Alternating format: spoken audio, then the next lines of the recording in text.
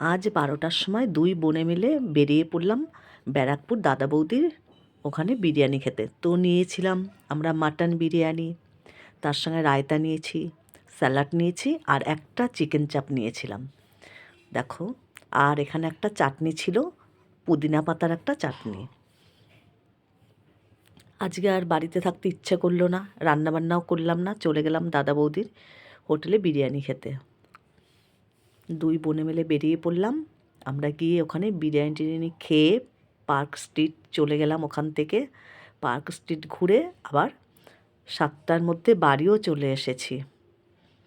দেখো, আমরা দুই বোন খাচ্ছি, খুব মজা করে খাচ্ছিলাম, দুই বোন মিলে চলে গেলাম। দারুণ মজা হচ্ছিল আমাদের দুই বোনের। দেখো,